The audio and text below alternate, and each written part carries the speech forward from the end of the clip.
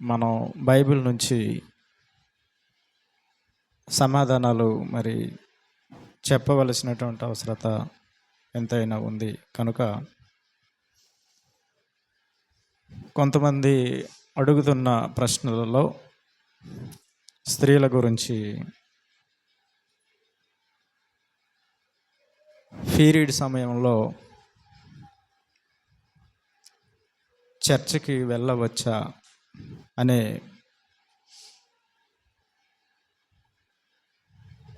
కొన్ని సందేహాలకు, కొన్ని ప్రశ్నలకు సమాధానాలు బైబిల్ నుంచి మనం ఆలోచిద్దాం పిల్లలు. ఎందుకంటే ఆ సమయంలో కొంతమంది పాటించాలని, కొంతమంది పాటించకూడదని, అలా కొన్ని సందేహాలు వారి మదిలో ఉంటూ ఉదయకాలపు ఆరాధనలో రాకపోవటం, ప్రభు వల్ల కార్యక్రమంలో దూరంగా ఉండటం అనేది మనం చూస్తూ ఉంటాం నేడు. వాటికి సంబంధించి బైబిల్లో వ్రాయబడి ఉందా అని అంటే, పాత నిబంధన కాలంలో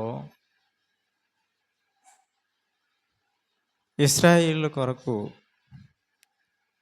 దానికి సంబంధించినటువంటి వాక్య భావం అనేది మనకు కనిపిస్తూ ఉంటుంది.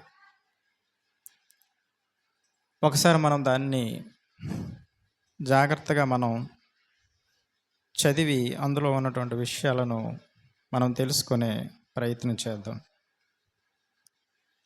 లేవియకాండం 15వ అధ్యాయం.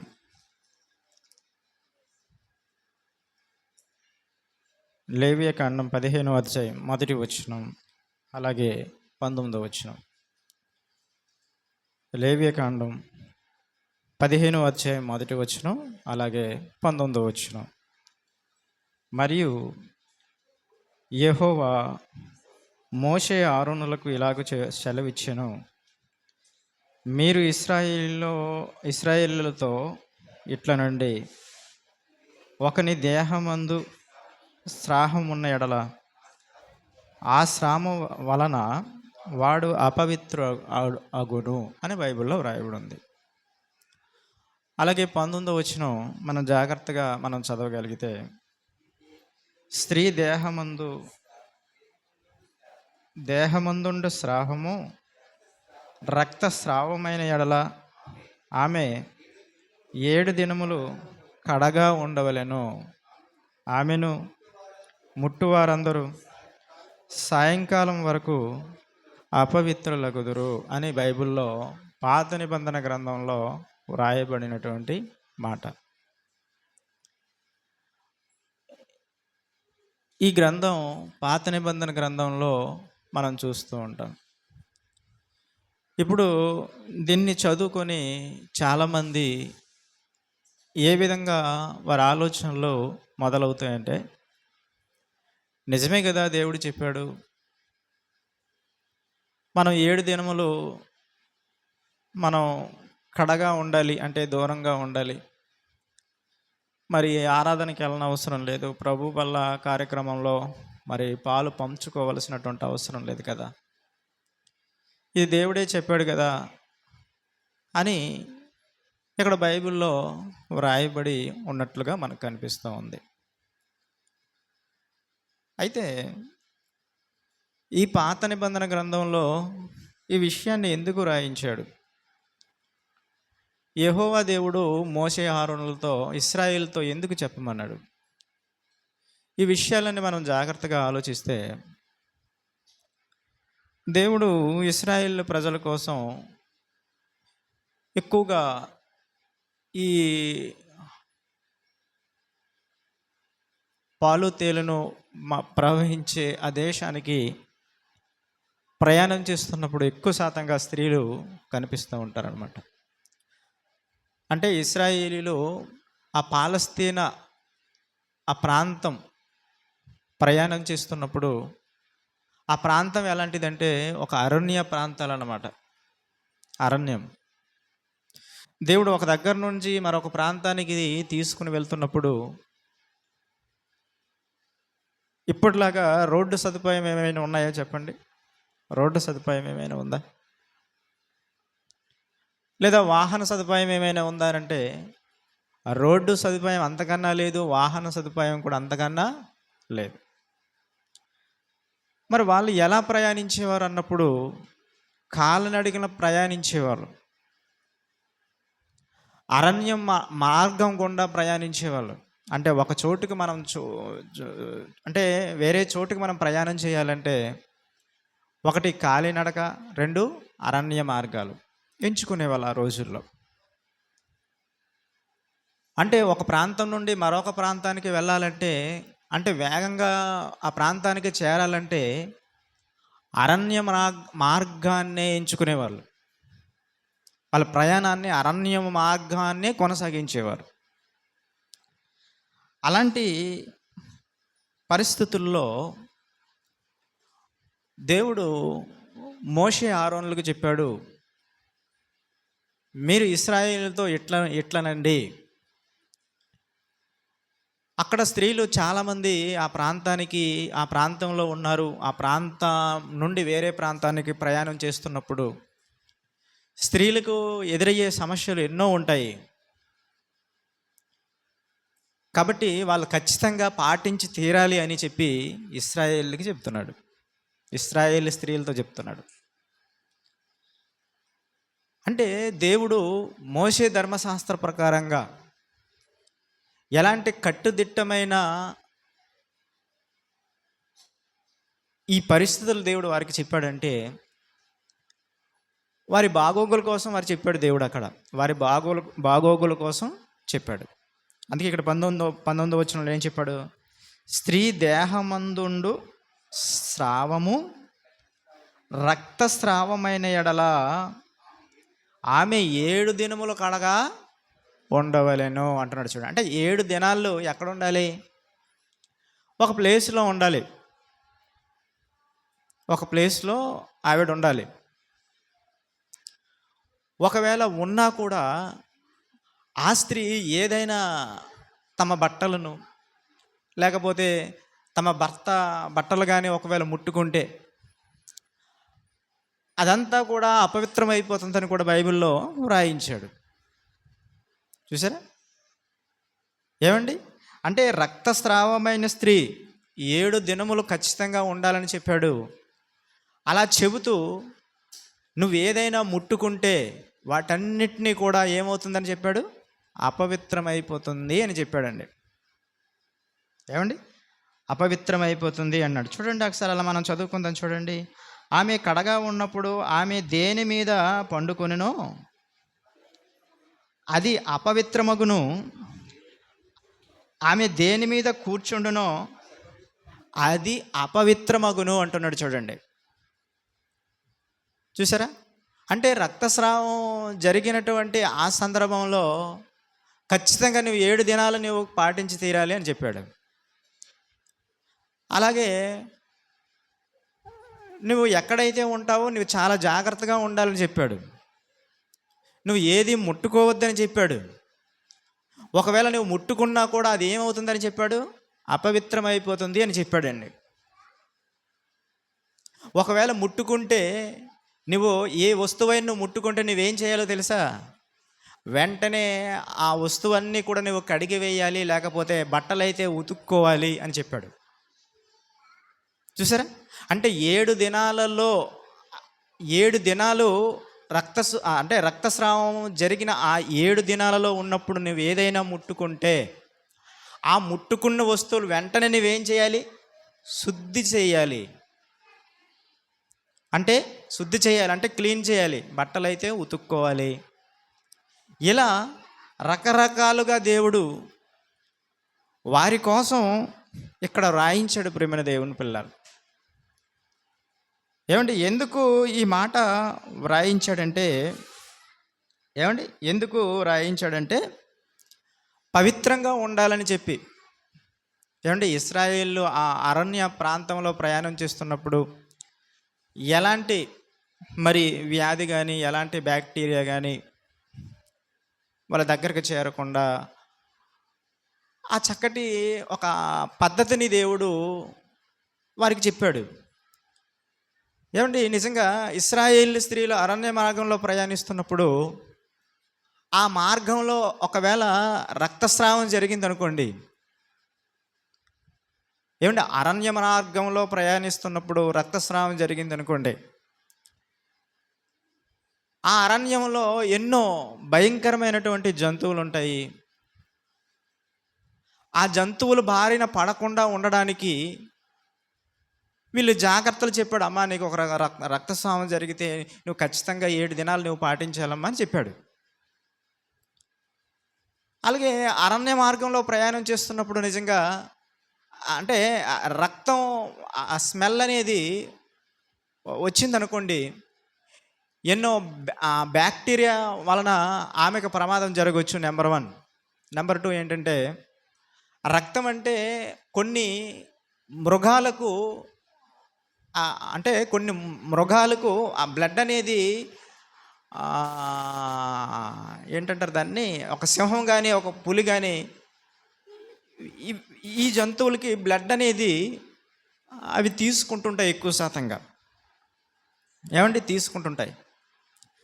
కాబట్టి ఈ అరణ్య మార్గంలో ప్రయాణిస్తున్న ఇశ్రాయేలు స్త్రీలు మీరు జాగ్రత్తగా ఉండాలి. అలాంటి భార్యను మీరు పడకుండా ఉండాలంటే 7 దినాలు ఏం చేయమన్నాడు? పాటించమని చెప్పాడు. ఏమండి, స్త్రీలకే చెప్పాడా? స్త్రీలకే మాకెందుకండి, మాకే ఇన్ని కష్టాలా అని చాలామంది అనుకోవచ్చు.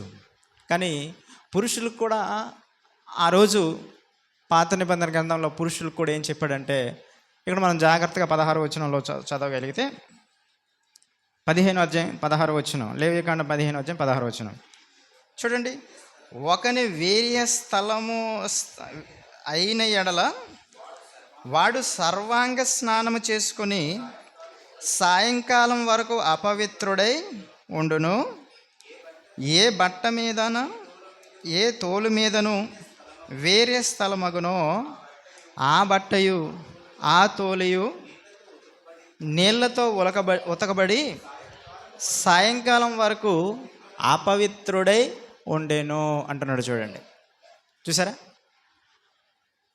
అంటే పురుషులు స్త్రీలకు మాత్రమే ఇవి ఉన్నాయా, ఈ ఆచారాలు పాటించాలా అన్నప్పుడు పురుషులకు కూడా అది కొంత ఉన్నట్టుగా మనం చూస్తున్నాం. వీళ్ళు కూడా ఖచ్చితంగా మరి సాయంకాలం వరకు అపవిత్రులై ఉంటారనేది ఇక్కడ చెప్తున్నాడు. అయితే ఈ పాత నిబంధన గ్రంథంలో రక్తస్రావం జరిగినప్పుడు ఆ రోజుల్లో ఎలాంటి టెక్నాలజీ అనేది లేదు. వాళ్ళు ఎలాంటి జాగ్రత్తలు తీసుకోవాలో అప్పటికి ఎలాంటివి కనిపెట్టలేదు. కాబట్టి అప్పుడు ఇశ్రాయేలు స్త్రీలు ఏం చేసేవారంటే గొర్రె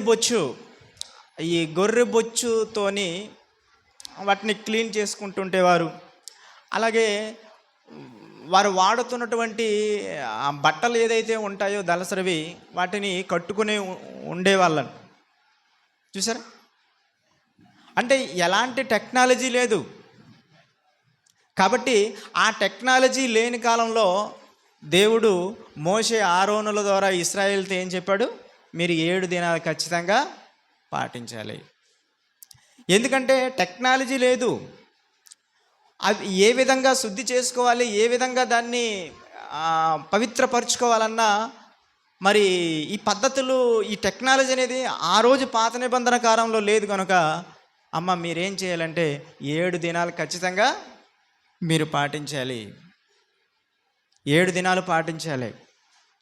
మేము పవిత్రంగా ఉండాలి. ఒక దగ్గర మీది ఏది కూడా మీరు ముట్టుకోకూడదు. చాలా జాగ్రత్తగా ఉండాలి. ఎందుకంటే ఈ రక్తస్రావం అనేది ఎందుకు శరీరంలో సంభవిస్తుంది అన్నప్పుడు, తల్లి గర్భంలో ఏమండి భార్యాభర్తలు ఈ కలయిక జరుగుతున్నప్పుడు కొన్ని సందర్భాలలో అంటే పిండం ఫలదీకరణం చెందాలన్నా కొన్ని చెడు రక్త కణాలు బయటికి రావాల్సిందే. ఏమండి, దానిలో భాగంగానే ఈ ఋతుక్రమాలు జరుగుతూ ఉంటాయి. ఇలా జరుగుతున్నప్పుడు ఖచ్చితంగా దేవుడు ఏం చెప్పాడు? పాటించాలి అని చెప్పాడు. 31వ వచనం చూడండి. 31వ వచనం, ఇశ్రాయేలీయుల తమ మధ్య నుండి నా నివాస స్థలమును అపవిత్రపరుచినప్పుడు వారు తమ అపవిత్రత వలన చావకుండునట్లు వారికి అపవిత్ర కలగజేయకుండా వారిని కాపాడవలెను అంటున్నాడు. చూడండి, చూసారా?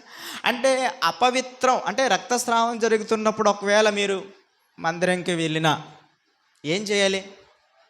మరణశిక్ష అనేది ఖచ్చితంగా విధించే అవకాశం ఉంది.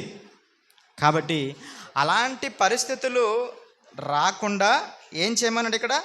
నా నివాస స్థలమును పరుచున్నప్పుడు వారు తమ అపవిత్రత వలన సావకుండునట్లు వారికి అపవిత్రత కలగజేయకుండా వారిని కాపాడవలెను అంటున్నాడు. చూడండి, చూసారా? అంటే ఇశ్రాయేల్ స్త్రీల్లో కాపాడడానికే మీరు 7 దినాలు ఏం చేయమన్నాడు? ఆచరించమన్నాడండి. ఏమంటే 7 దినాలు ఆచరించమన్నాడు. ప్రియమైన దేవుని పిల్లలారా, చూసారా? అంటే వారి మంచి కోసమే అక్కడ చెబుతున్నాడు. ఏమండి, వారి మంచి కోసమే చెబుతున్నాడండి. ఇప్పుడు ఈ మాటలన్నీ చదివిన తర్వాత మనకేమనిపిస్తూ ఉంటుంది? నిజమే కదా, దేవుడు పాటించమన్నాడు. ఏమండి, పాటించమన్నాడు కాబట్టి నేను పాటించాలి. చర్చికి వెళ్ళనవసరం లేదు. ఏమండి, చర్చికి వెళ్ళనవసరం లేదు. ప్రభు బల్లలో మరి ఆరాధన ప్రభు బల్లలో పాల్గొనకూడదనే ఆలోచన కానీ చాలామందిలో మనకు కనిపిస్తూ ఉంటుంది. ఏమండి, చాలామందిలో కనిపిస్తూ ఉంటుంది. అందుకే ఈ సందేహాలకు దేవుడు ముందుగానే బైబిల్ గ్రంథంలో వ్రాయించాడు. ఇకపోతే క్రొత్త నిబంధన అంటే ఇది మనం చదువుతున్నది పాత నిబంధన. క్రొత్త నిబంధన గ్రంథంలో వచ్చేసరికి అసలు ఏం చెప్పాడు? అసలు ఏమంటే ఏం చెప్పాడు దేవుడు అన్నప్పుడు, యేసుక్రీస్తు వారు ఆయన మార్గం గుండా ప్రయాణం చేస్తున్నప్పుడు ఒక స్త్రీ ఎదురుపడుతుంది. ఏ స్త్రీ? రక్తస్రావము గల స్త్రీ. మత్తయి సువార్త చూద్దాం బైబిల్లో. మత్తయి సువార్త 9వ అధ్యాయము. ఏమండి, మత్తయి సువార్తలో 9వ అధ్యాయము. మత్తయి సువార్త 9వ అధ్యాయము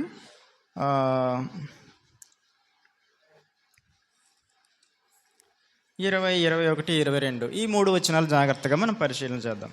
చూడండి, 20వ వచనం, ఆ సమయమున ఇదిగో 12 సంవత్సరముల నుండి రక్తస్రావము రోగము గల ఒక స్త్రీ నేను ఆయన పై వస్త్రమును మాత్రం ముట్టితే బాగుపడదునని తనలో తాను అనుకొని ఆయన వెనుకకు వచ్చి ఆయన వస్త్రపు చెంగు ముట్టెను అంటున్నాడు. చూడండి, చూసారా? ఇక్కడ రక్తస్రావం గల స్త్రీ ఎన్ని సంవత్సరాల నుండి బాధపడుతుంది? 12 సంవత్సరాల నుంచి. సహజంగా ఆడపిల్లలు రక్తస్రావం జరిగి ఎన్ని రోజులు ఉంటారు చెప్పండి? వారం రోజులు. బైబిల్ ప్రకారంగా, పాత నిబంధన ప్రకారంగా 7 దినాలు మీరు ఏం చేయమన్నాడు? ఆచరించమన్నాడు. ఆ లా ప్రకారంగా మనం ఆలోచిస్తే ఆడపిల్లలు 7 దినాల వరకు ఖచ్చితంగా ఉంటారు. కానీ ఇక్కడ ఈ రక్తస్రావము గల స్త్రీ ఎప్పటి నుంచి బాధపడుతుంది? 12 సంవత్సరాల నుండి బాధపడుతుంది. చూసారా? వారం రోజులు ఆ స్థితిలో ఉన్నప్పుడు ఎంత బాధ మీకు ఉంటుందో దానికంటే 100 రెట్ల బాధపడుతుంది. 12 సంవత్సరాలు అంటే ఆసామాస కాదండి అది. ఏమండి, వారం రోజులు ఉన్నప్పుడే ఇంత కష్టం అనుకున్నప్పుడు 12 సంవత్సరాల నుండి ఆవిడ బాధపడుతుంది. ఏమండి, 12 సంవత్సరాల నుండి బాధపడుతుందండి. బాధపడుతున్నామే ఏం చేసింది తెలుసా?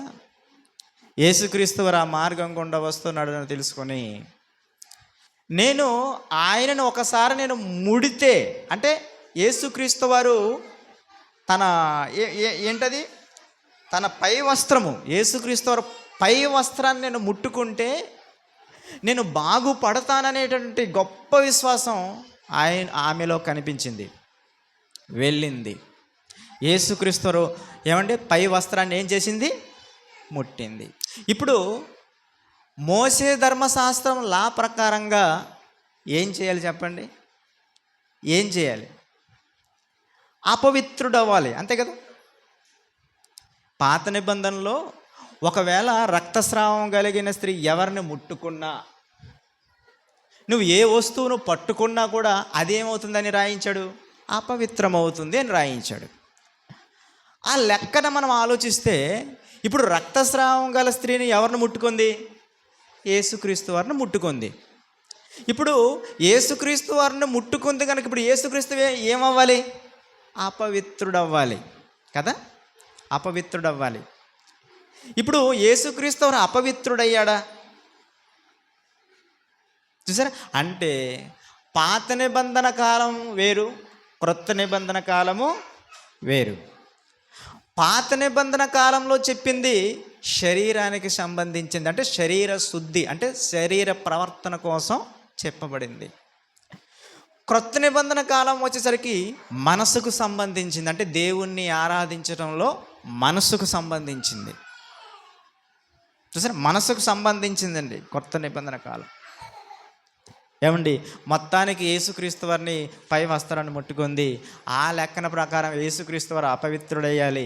ఒకవేళ అపవిత్రుడైతే ఏం చేయాలి మరి? మోసే లా ప్రకారంగా ఆలోచిస్తే కూడా ఏమండి చంపేసే అవకాశాలు కూడా ఉన్నాయి ఆ రోజుల్లో. పాత నిబంధన చూస్తే ఎంత ఖచ్చితంగా పాటించాలి. పాటించకపోతే ఏమండి ఆ నేరానికి మరణశిక్ష అనేది కూడా ఉంటుంది. కానీ క్రొత్త నిబంధన కాలంలో వచ్చేసరికి యేసుక్రీస్తు వారు పై వస్త్రాన్ని ముట్టుకుంది. ముట్టుకోగానే ఏం జరిగిందండి? ముట్టుకోగానే ఏం జరిగింది? యేసు వెనుకకు తిరిగి ఆమెను చూచి, కుమారి ధైర్యముగా ఉండు. చూసారండి? ఏమండి, మోసే ధర్మశాస్త్రం లా ప్రకారంగా ఒకవేళ ముట్టుకుంటే ఆవిడ్ని ఏం చేయాలి? ఏమ్మా, మోసే ధర్మశాస్త్రం నీకు తెలియదా? రక్తస్రావం జరిగినటువంటి ఆ దినాలలో నువ్వు 7 దినాలు నువ్వు పాటించాలని తెలియదా? నువ్వు నా దగ్గరకు రావడం ఏంటి, నా పై వస్త్రాన్ని ముట్టుకోవడం ఏంటి అని యేసుక్రీస్తు వారు చెప్పాలి కదా. ఎందుకంటే యేసుక్రీస్తు వారికి తెలియనిదంటే ఏమీ లేదు కదా. ఏమండి, యేసుక్రీస్తు వారు ఒక లా తెలియదా? మోసే ధర్మశాస్త్రం తెలియదా?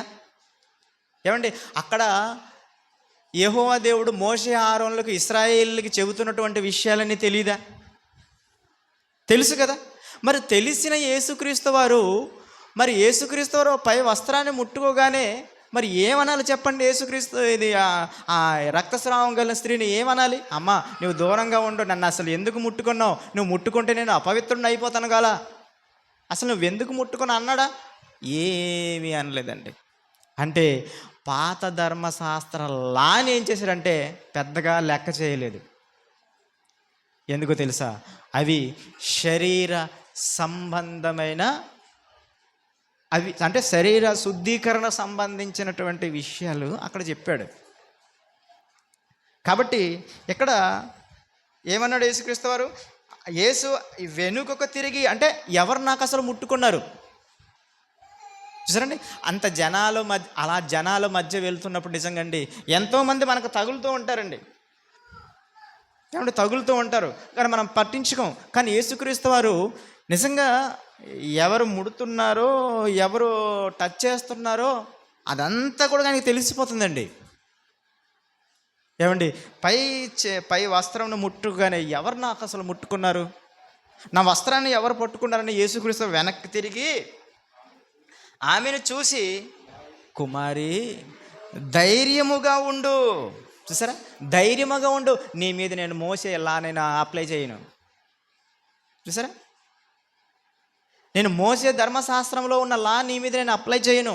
అలానే నేను కూడా అపవిత్రును కాను. అది పాత ధర్మశాస్త్రం అయితే, ఇది కొత్త ధర్మశాస్త్రం. కాబట్టి ఆమెను చూసి ఎంత ప్రేమగా పిలిచాడండి, కుమారి. చూసారా, కుమారి నీవు ధైర్యముగా ఉండు, నీ విశ్వాసము నిన్ను బాగుపరచనని చెప్పగా ఆ గడియ నుండి ఆ స్త్రీ బాగుపడెను. చూసారా, ఎంత బాగుందో చూడండి, బాగుపడెను అంటే లా మార్చేశాడా? అంటే యేసుక్రీస్తు వారు వచ్చిందే కొన్ని ఆచారాలు, కొన్ని పద్ధతులన్నీ తీసివేయడానికి వచ్చాడండి. ఏమండి, ఈ రక్తస్రావం పేరుతో ఎంతోమంది దేవుని దగ్గరకు రాకుండా, దేవుని మందిరానికి రాకుండా, ప్రభు బల్లలో పాలు పొందకుండా ఏమండి దూరంగా ఉంటున్నారు, ఎంతోమంది ఉన్నారు. కాబట్టి కొన్ని లాని మరి తీసేయడం అనేది జరిగింది ప్రియులారా. అయితే పాత నిబంధనలో ఉన్నవి అసలు దేనికి సంబంధించినవి అన్నప్పుడు హెబ్రీలకు రాసిన పత్రిక 9వ అధ్యాయం, హెబ్రీలకు రాసిన పత్రిక 9వ అధ్యాయం చూడండి. హెబ్రీలకు రాసిన పత్రిక 9వ అధ్యాయము 10వ వచనం. హెబ్రీలకు రాసిన పత్రిక 9వ అధ్యాయం 10వ వచనం. అక్కడ ఏమంటున్నాడు చూడండి, ఇవి దిద్దుబాటు జరుగు కాలము వచ్చు వరకు విధింపబడి అంటున్నాడు చూడండి. చూసారా, అంటే పాత నిబంధనలో కొన్ని ఆచారాలు ఏదైతే ఉన్నాయో, కొన్ని పద్ధతులు ఏవైతే ఉన్నాయో, దిద్దుబాటు కాలం వరకు చూసారా అవి విధింపబడి ఉంటాయి. అందుకే ఇశ్రాయేలీయులతో అరణ్య మార్గంలో ప్రయాణం చేస్తున్నటువంటి ఆ స్త్రీలతో అక్కడ చెప్పాడు. ఏమండి, ఇక్కడికి వచ్చేసరికి ఏం చెప్తున్నాడు? ఇవి దిద్దుబాటు జరుగు కాలము వచ్చే వరకు విధింపబడి అన్నపానములతోనూ నానా విధములైన ప్రక్షాళముతోనూ సంబంధించిన శరీరాచారములు మాత్రమే ఉన్నవి అంటున్నాడు చూడండి. చూసారా, శరీరాచారములు మాత్రమే ఉన్నవి అంటున్నాడు చూడండి. అంటే దిద్దుబాటు కాలం రాక ముందు ఇవన్నీ నువ్వేం చేయాలంటే ఖచ్చితంగా నువ్వు పాటించాలి అని చెప్పాడండి. ఖచ్చితంగా నువ్వు పాటించాలి. చూసారండి, ఆ రోజు టెక్నాలజీ లేదు కనుక వారు పరిశుద్ధంగా ఉండాలి, ఎలాంటి చావునకు లోను కాకుండా, ఎలాంటి బ్యాక్టీరియాకి బారిన పడకుండా ఉండడానికి నువ్వు 7 దినాలు ఖచ్చితంగా నువ్వేం చేయాలి, ఆచరించాలని చెప్పాడు. మరి ఈరోజు టెక్నాలజీ వచ్చింది. ఏమండి, టెక్నాలజీ వచ్చింది కదా. మరి ఈరోజు ఒక ఉద్యోగం చేసిన స్త్రీ ఖచ్చితంగా ఎక్కడికి వెళ్ళాలి చెప్పండి? ఉద్యోగంకి వెళ్ళాలి. అమ్మ బాబోయ్, నాకు రక్తశుద్ధి దినాలండి, 7 దినాలు నేను సెలవు తీసుకుంటానంటే ప్రభుత్వం అంగీకరిస్తుందా? ఇస్తుందా? ఏమంటే ఇస్తుందా అండి? లేదు. నువ్వు ఖచ్చితంగా ఉద్యోగానికి నువ్వు వెళ్ళాలి. ఎన్నో ఆటలకు వెళ్తుంటారు ఆడపిల్లలు. ఏమండి ఎన్నో ఆటలు ఆడుతుంటారు కదండి. ఆటలు ఆడుతున్న ప్రతి స్త్రీ కూడా, ఉద్యోగం చేస్తుంటే ప్రతి స్త్రీ కూడా ఈరోజు వెళుతున్నారు, ఉద్యోగానికి వెళుతున్నారు, ఆటలకి వెళుతున్నారు.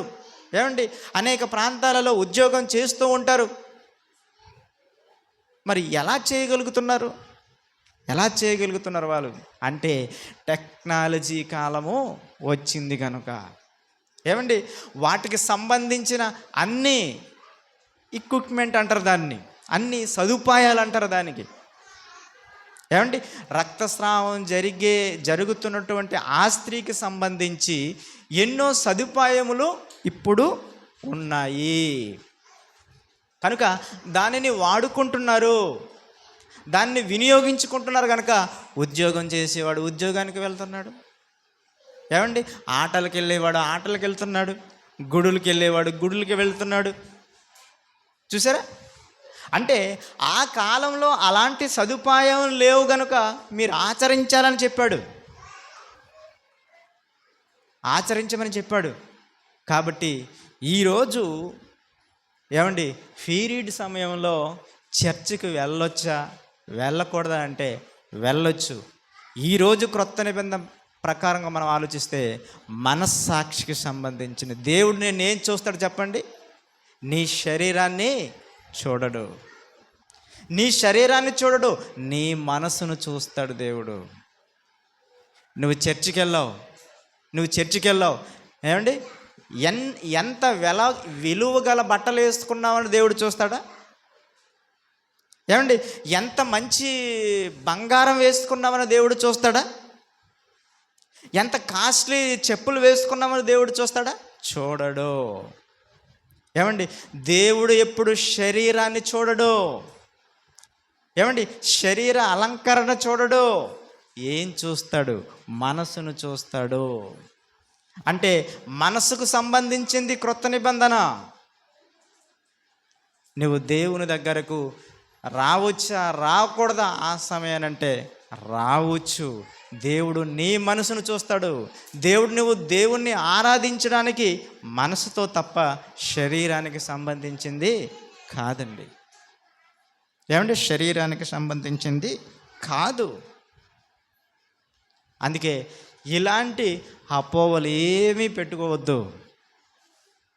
ఏమండి ఆ సమయంలో నిజంగా నువ్వేదైతే టెక్నాలజీ ఉందో ఆ టెక్నాలజీ వాడుకొని ఏమండి దేవుని దగ్గరికి వచ్చి దేవునికి ఆరాధన చేయొచ్చు, ప్రభు బలలో పాల్గొనవచ్చు. ఏమండి ఇంకా దీనికి సంబంధించి ఇంకా లోతైన విషయాలు ఉంటే ఇంకా తెలుసుకునే మనం ప్రయత్నం చేద్దాం. కళ్ళు మూసుకొని ప్రార్థన చేసుకుందాం. పరిశుద్ధమైనటువంటి మా ప్రియ పరలోకపు తండ్రి, దేవానికి వందనాలు చెల్లిస్తున్నాం. స్త్రీలకు సంబంధించిన కొన్ని విషయాలు ఈ ఆదివారపు ఆరాధనలో మాకు నేర్పించినందుకు వందనాలు చెల్లిస్తున్నాం. ఏమండి తండ్రి, ఈ పీరియడ్ సమయంలో నేను ఆరాధించాలా, ప్రభు బలలో పాల్గొనాలా అనే సందేహాలకు కొంత మాకు వివరణ అయితే మాకు అందించామని మేము నమ్ముతున్నాం. ఇంకా లోతైన వివరణ తెలుసుకోవడానికి మీరు మాకు నీ జీవగ్రంథంలో ఉన్న ప్రతి వాక్కులు మాకు విశదపరచండి. సత్యాన్ని తెలుసుకోవడానికి సత్యానికి దగ్గరగా మమ్మల్ని ఉంచమని మనవి చేస్తున్నాం. ఈ ఉదయకాలపు ఆరాధనలో మీరు మాతో ఉండి నీ మాటలు తండ్రి మాకు నేర్పించినందుకు నీకు వందనాలు చెల్లిస్తూ ఈ ఆరాధన ద్వారా మహిమ ఘనత ప్రభావాలు మీరే పొందుకోమని ప్రార్థిస్తూ ఈ ప్రార్థన నీ ప్రియకుమారుడైనటువంటి యేసుక్రీస్తు వారి పేరట అడిగి వేడుకొనిచున్నాము తండ్రి. ఆమేన్.